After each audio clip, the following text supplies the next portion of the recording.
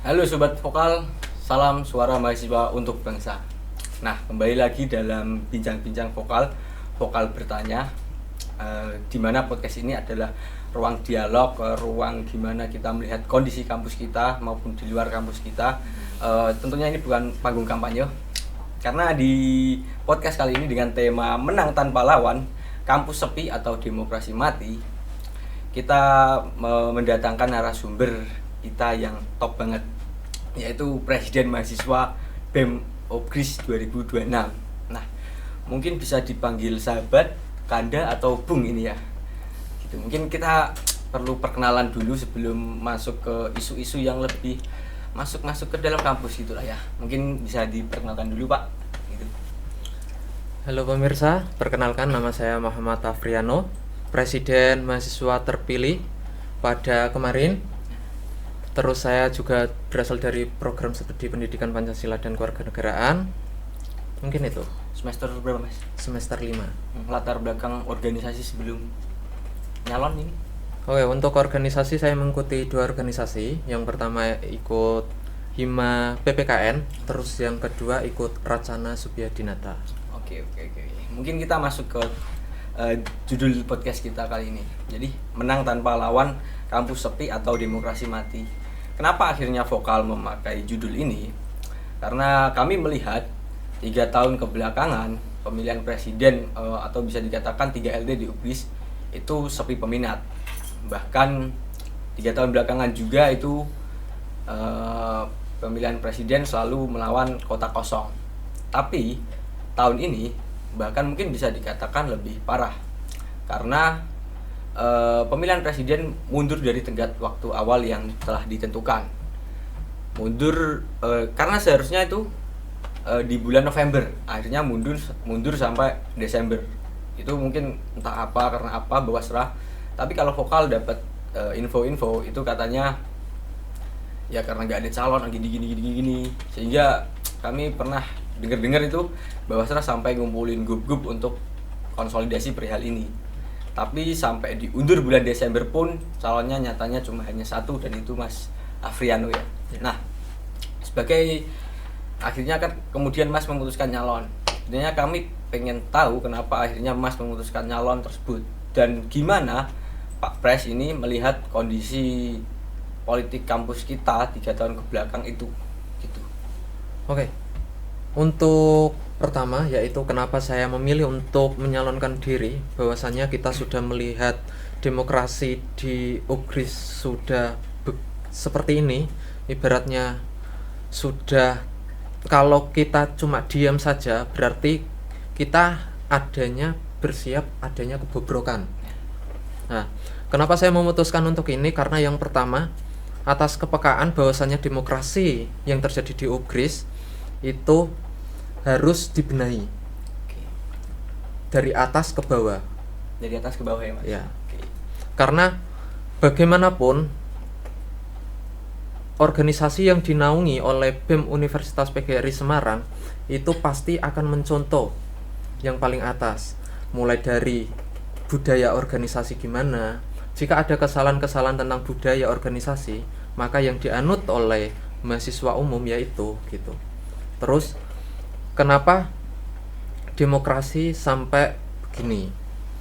Nah, yang pertama karena mahasiswa umum melihat dari 3 lembaga tinggi termasuk BEM-U itu adalah momok yang menakutkan, yang dimana jika mahasiswa umum masuk ke dalam BEM-U, dia harus siap dengan konsekuensinya. Dia harus dikucilkan dan lain sebagainya. Padahal pada kenyataan demokrasi yang sesungguhnya itu tidak seperti itu. Bahwasanya kita bekerja bersama-sama. Jika ada kemajuan dari BEM-U, itu berkat dari organisasi yang dinaungi oleh BEM-U itu sendiri, serta gaya kepemimpinan seorang pemimpin itu juga perlu. Oke. Karena kan kalau melihat beberapa bulan belakangan atau setahun inilah di periode 25 kepemimpinan era Pak Sauki ya, berarti kan itu sempat tuh malah benar-benar BEM bisa dikatakan begitu amat bobrok ya. Bahkan kami dapat informasi dan tahu bahwasanya sempat Balai BEM itu diboikot sama teman-teman mahasiswa umum. Mereka menamai diri mereka itu sebagai JMKT. Itu bulan sekitar apa saya lupa, tapi saya ingat bahwa Balai BEM itu dipenuhi stiker full mosi tidak percaya atau apapun itu, banyak banget sampai ke kampus bahkan PKM. Nah, akhirnya kan timbul eval publik itu. Eval publik yang mengeval 3LT kan. Nah, sebenarnya dalam eval publik itu kan ada beberapa teman-teman yang dipanggil lembaga. Karena lembaga tahu bahwa ada eval publik ini apa gitu. Nah, hingga akhirnya eval publik terlaksana dan BEM di eval publik, atau barangkali karena hal tersebut ya Mas, mungkin ya seperti yang Mas Afrian katakan tadi, bahwasanya ketika jadi 3LT teman-teman takut. Nah, kenapa akhirnya Mas berani untuk menyalonkan diri sebagai Presiden Mahasiswa UGRIS 2026? Gitu pertanyaannya lanjutan. Yang pertama, mungkin saya tahu dari mahasiswa umum ada kepekaan sendiri mengenai perihal tersebut, ada kemunduran tentang kepemimpinan dan organisasi dari 3 lembaga tinggi, makanya kita perlu berbenah. Tapi kenapa dari mahasiswa umum tidak ikut andil Oke. dalam keikutsertaan organisasi untuk memperbaiki organisasi di 3 lembaga tinggi? Karena yang pertama, udah takut sendiri. Terus melihat dia itu cuma menjadi 3 lembaga tinggi hanya bobrok saja, cuma kata-kata bobrok, tapi belum ada penanganan khusus, belum ada ikut andil khusus. Makanya saya berani di sini, kalau kita biarkan sampai per detik ini kita biarkan, maka yang akan terjadi, yang ikut dampaknya yaitu organisasi di bawah dari BEM-U itu sendiri, yang dimana ada kemunduran, terus kerusakan tentang organisasi, serta yang kita gaung-gaungkan student government itu tidak akan berjalan jika tidak ada keikutsertaan dari mahasiswa umum. Kepekaan itu penting. Tapi kan pada kenyataannya eval publik itu yang melaksanakan adalah mahasiswa umum, Mas. Itu kan juga salah satu bentuk keterlibatan mahasiswa dalam membenahi 3LT. Nah, untuk itu betul memang. Tapi yang kita lihat posisi sekarang yaitu mahasiswa umum tahu kenyataan bahwasannya 3 lembaga tinggi yaitu sudah bobrok. Tapi mereka memilih untuk tidak naik ke atas dan memperbaiki. Dan itu menjadi PR kami juga, bahwasannya kita harus melibatkan mahasiswa umum untuk memperbaiki sistem kinerja dari BEM universitas sendiri.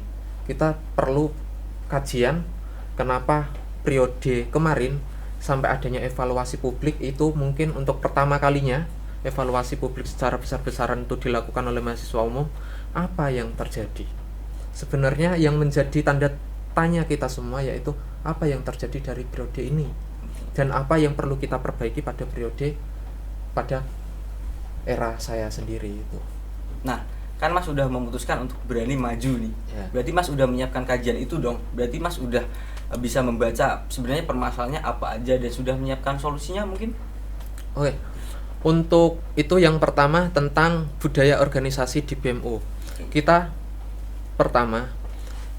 harus menciptakan ruang kondusif di dalam internal BEM-U itu sendiri, yang dimana kita harus membuat anggota kita itu memiliki rasa kepemilikan atas BEM-U.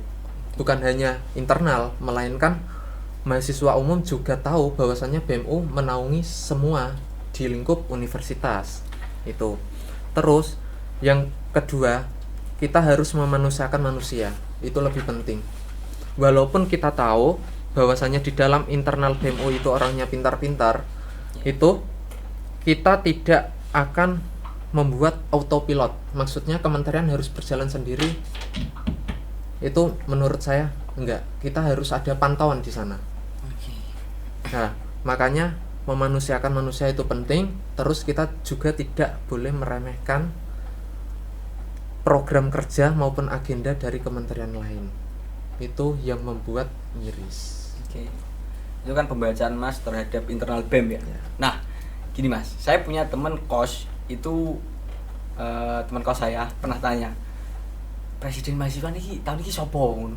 Nah, proyek iki jane apa kok gak roh aku. Wah. Nah, itu kan tadi pembenahan perihal internal. Sekarang gimana Mas Afriano sebagai presiden mahasiswa mengolah BEM atau menjalankan BEM untuk dikenal proyek-proyeknya atau proker-prokernya agar mahasiswa umum ini lebih tahu dan lebih tertarik, akhirnya mereka ikut timbul rasa keorganisasian untuk ikut terlibat. Nah, itu yang perlu ditanyakan, Mas. Oke.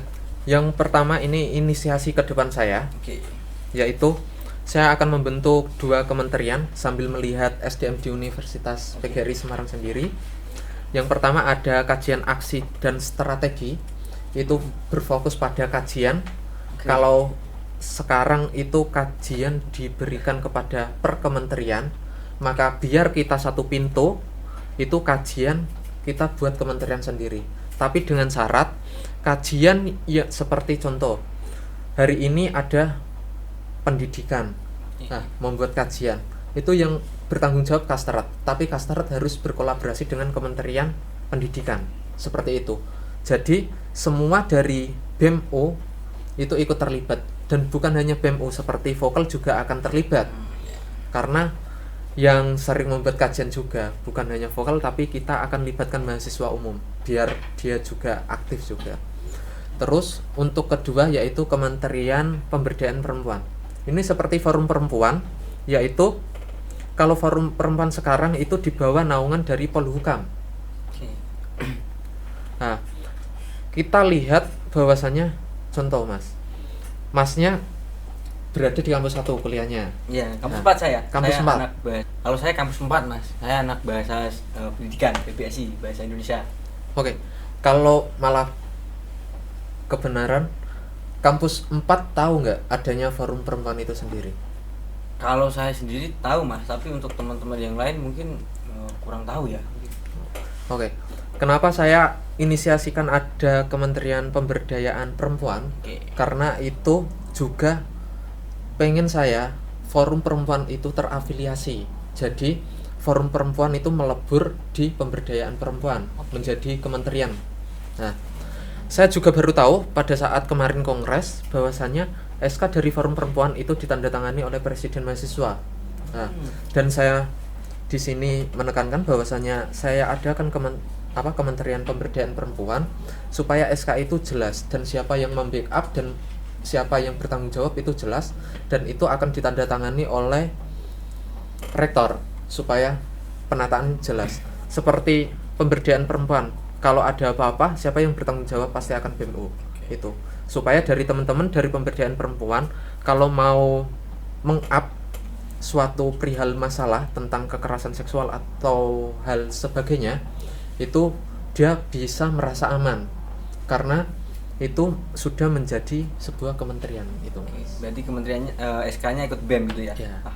Tapi kok dengan pede banget Mas mengatakan akan menambah 2 kementerian.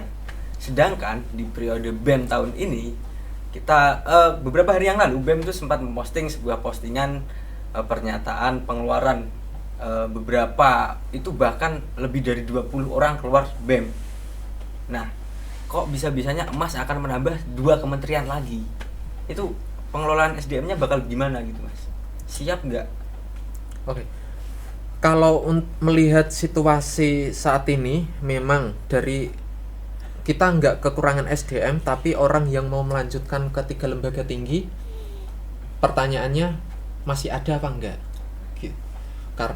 Karena melihat situasi saat ini, itu yang pertama, kita usahakan terlebih dahulu. Kita tidak boleh pesimis, kita tetap usulkan di kongres tentang 2 kementerian itu, entah inisiasi ke depan akan bagaimana, sambil kita melihat pemetaan di lapangan SDM-nya yang lanjut itu ada berapa orang gitu. Karena itu juga mempermudah jalannya kinerja dari BEM itu sendiri. Kalau sekarang kajian-kajian itu ada dibalikan ke kementerian, ini tak buat satu pintu supaya jelas arahnya, dan untuk aksi pun juga satu pintu ada sendiri jalannya gitu. Nah, Mas ini ngomongin aksi tadi kan, bakal buat satu kementerian lagi perihal aksi. Kita tahu di tahun-tahun ini kalau kata teman-teman kan kita masuk dalam orde baru lagi kan. Nah, persiapannya gimana Mas? Ini Mas, kalau dari BEM ini Kan beberapa bulan yang lalu kan sempat mahasiswa UGRIS banyak yang ketangkap ketika aksi kan. Nah, respon Mas terhadap itu dan menyiapkan perihal aksi-aksi ke depan mengkritisi pemerintahan tahun ini gimana? Oke. Yang pertama, kita perlu adanya kumpul semahasiswa UGRIS karena kebanyakan kalau saya tahu itu di UGRIS kalau ada aksi cuma segelintir orang yang ikut dalam pertama membuat kajian dan kedua untuk turun aksi.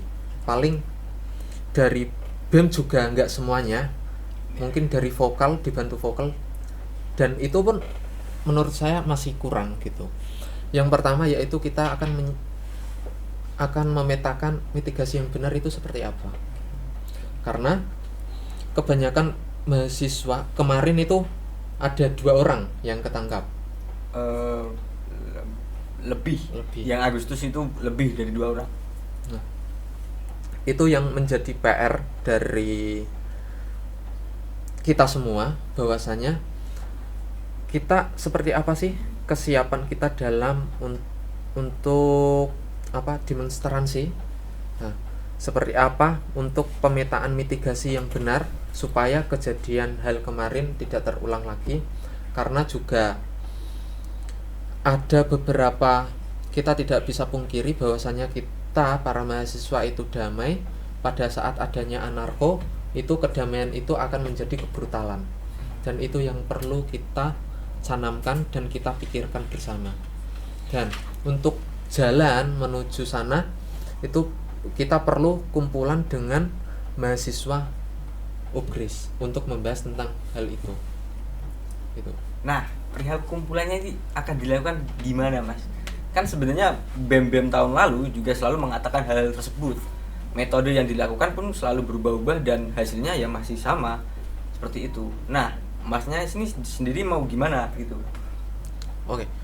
Ini di luar dari konteks proker. Oke. Nah, kalau proker itu kita mengumpulkan mahasiswa itu ada di Dismawa dan Sowan.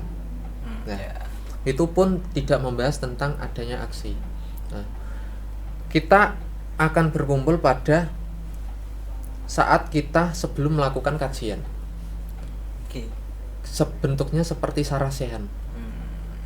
Untuk ke depan bahwasanya kita akan turun ke jalan, itu sikap yang diambil oleh BEM sendiri atau UGRIS sendiri itu seperti apa. Nah, untuk sarasehan ini itu penting dilakukan oleh semuanya, bahwasanya supaya kita tahu dan peka bahwasanya seorang aktivis kampus bukan hanya menangani tentang program kerja, melainkan di luar dari konteks program kerja itu sendiri. Walaupun entah dari fakultas atau prodi mengizinkan untuk demo, kita adakan kumpulan terlebih dahulu supaya membuat kepekaan dari mahasiswa umum itu sendiri. Oke. Nah, pertanyaan besar selanjutnya adalah perihal gimana pengambilan sikap terhadap hal tersebut, Mas. Kita lihat tahun-tahun lalu pada masa Presma Haikal itu sempat mendapat intervensi dari entah apalah itu, Presiden UGRIS itu disuruh membuat video penilaian terhadap kinerja pemerintahan yang bagus-bagus gitu. Itu pernah beritanya diterbitin di Vokal, bisa dibaca nanti. Nah, yang tahunnya Pak Sauki itu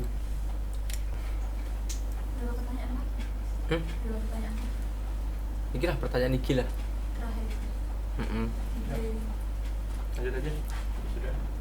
Nah, teman-teman, mohon maaf tadi ternyata beberapa podcastnya karena kamera vokal panas, kamera kampus maaf, itu jadi ada beberapa yang kepotong. Kita lanjut ke Pak Pres tadi. Nah, kebetulan kan kami buat pertanyaan titipan untuk mahasiswa umum, Pak.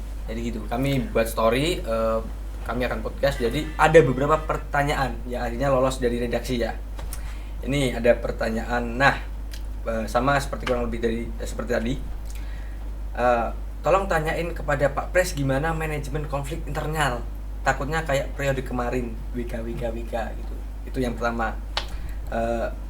Mau langsung dijawab atau pertanyaan yang kedua? Boleh Apa? langsung dijawab. Oh iya, jam dulu. Oke. Untuk menangani soal manajemen konflik sendiri di BMU, yang pertama yaitu kita harus memanusiakan manusia. Apapun sebuah bentuk program kerja dari sebuah kementerian itu perlu dihargai dan diapresiasi. Oke. Karena BMU sendiri itu program kerja bukan hanya menjalankan program kerja di lingkup internal saja, melainkan dia akan membawa nama UPGRIS serta bekerja sama dengan mahasiswa umum. Dan tugasnya itu bukan hanya soal program kerja dan agenda, bahkan lebih dari itu. Untuk manajemen konflik, kita lebih memanusiakan manusia dan membuat anggota pengurus dari BEM UI sendiri memiliki rasa memiliki di BEM UI itu sendiri. Karena kebanyakan dari sini kita tahu banyaknya yang keluar, kurang lebih ada 16 keanggotaan yang keluar itu karena dia merasa tidak mendapatkan apa-apa di BEM universitas. Nah, makanya ada yang beralih mengundurkan diri, terus ada yang sempat di kongres itu sempat hilang-hilangan sampai ngeblok nomor kepengurusan. Nah, seperti apa sih permasalahan? Nah, itu untuk manajemen konflik sudah saya jelaskan, tapi untuk yang lebih mendalam persoalan dari BEM-U sekarang kita perlu kaji antara saya dengan BEM-U yang kemarin angkatannya Prasauki gitu. Mungkin lanjut ke pertanyaan yang lolos redaksi berikutnya ya. Nah, ini jadi ada pertanyaan dari teman-teman. Kok mau menjabat di era iklim organisasi di UPGRIS menurun? Strategi konkretnya apa? Tuh, ini minta konkret ini ya. Gitu. Oke, kenapa saya memilih untuk mendaftarkan diri? Karena kalau kita tidak ada yang peka dengan situasi kondisi saat ini, maka seperti yang saya jelaskan tadi, demokrasi yang ada di UPGRIS makin redup, serta UPGRIS tidak akan dipandang oleh seluruh, kita kan ikut BEMSI. Oke. Nah, takutnya kita menjadi terpojok. Kita SDM ada, kita orang-orangnya juga cerdas.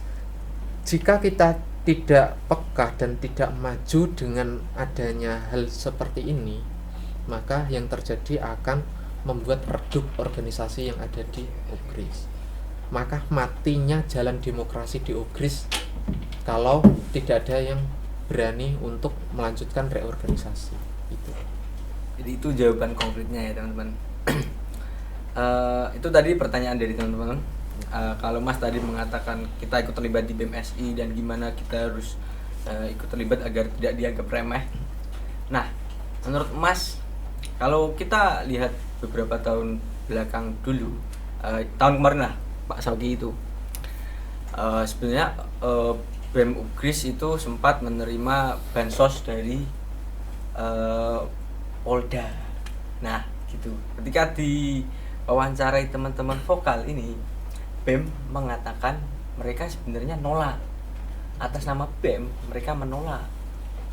Tapi katanya akhirnya lembaga yang menerima dan akhirnya mereka ya ikut menerima. Itu sebenarnya bansos yang ke OB-OB itu. Katanya di awal itu BEM sempat menolak. Tapi karena lembaga menerima, akhirnya mereka ya tunduk pada lembaga. Nah, pertanyaannya gimana Pak Presiden ini, Mas Arvino, melihat posisi Presiden mahasiswa dan BEM sendiri terhadap kekuatan demokrasi kampus? Apakah sebenarnya Mas BEM ini punya kuasa terhadap gimana sistem berjalannya kampus atau tetap tunduk pada lembaga? Oke. Untuk pertama, untuk masalah bansos Polda itu, Oke. nah, kita tarik di bulan apa Mas? Februari. Iya. Sekitar bulan itulah Ya. Sekitar bulan itu Polda, saya ingat mobilnya itu di GP kalau nggak salah, ada spanduknya bersama mahasiswa. Nah, itu kita lihat ada gejala apa tentang demokrasi di luar sampai Polda memberikan bansos dengan embel-embel bersama mahasiswa itu. Padahal kita bukan berseberangan dengan pemerintahan, tapi kita juga mengantisipasi bahwasannya kita terlibat dalam sistem demokrasi yang dalam tanda kutip. Nah, untuk BEM-U sendiri, apakah mempunyai jalan demokrasi sendiri, apa harus tunduk kepada lembaga?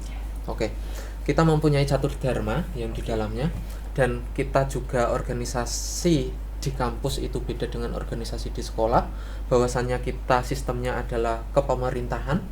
Nah, kita itu mempunyai jalan sendiri, Mas, Oke. untuk bukan menentang tapi menolak dengan halus bahwasanya dari organisasi UGRIS menyatakan sikap independen, tidak terlibat dalam hal seperti itu, entah dibungkus dengan bansos dan lain sebagainya. Nah, untuk selanjutnya yaitu kita banyak kok menemui organisasi-organisasi lainnya BEM-U yang menentang pihak rektorat, bahwasanya terjadi tidak sepahaman dengan mahasiswa. Nah, kita lihat kesimpulan dari sana bahwasanya demokrasi atau organisasi di kampus itu mempunyai jalan sendiri dengan arah yang jelas gitu. Kita bisa menolak dengan halus kepada lembaga bahwasanya kita tidak menerima bansos dari Polda, bahwasanya kita menyatakan sikap independensial gitu. Oke. Mungkin karena kita sudah cukup panjang dan kameranya panas sering mati-mati tadi perihal obrolan. Nah, mungkin kalimat penutup Mas perihal bukan harapan tapi adalah tujuan konkret yang ingin Mas capai di periode Mas Pak Pres 2026 ini gitu. Oke. UGRIS tidak kekurangan SDM, UGRIS juga tidak kekurangan orang yang cerdas, UGRIS juga tidak kekurangan ruang untuk berdialektika. Melainkan untuk para mahasiswa umum, kita sudah melihat kejadian seperti ini, sudah melihat kemunduran organisasi yang begitu drastis, penurunan minat organisasi yang begitu drastis. Maka saya sebagai presiden mahasiswa terpilih, saya mengajak kepada mahasiswa umum, yuk kita bangkitkan marwah, termasuk marwah dari 3 lembaga tinggi sendiri dan marwah dari organisasi yang ada di kampus. Itu yang bisa saya sampaikan kepada para teman-teman. Kenapa saya bilang seperti ini? Karena di mahasiswa itu sadar bahwasanya ada penurunan dan kerusakan organisasi yang terjadi pada hari ini. Maka itu menjadi bentuk pertanggungjawaban atas kesadaran yang telah dimiliki itu sendiri. Mungkin itu, Mas. Oke, barangkali kameranya mati lagi kan. Udah. Nah, barangkali begitu teman-teman obrolan kita dan bincang-bincang ini dengan Pak Pres UGRIS 2026. Barangkali beberapa video tadi kepotong, tapi ya begitulah. Tapi bagaimanapun ini akan menjadi arsip untuk menagih janji-janji dari Pak Pres sendiri di akhir periode mungkin tahun depan. Jadi begitu, sekian, terima kasih. Jika ada kesalahan dan salah kata mohon dimaafkan. Gitu. Salam mahasiswa untuk bangsa.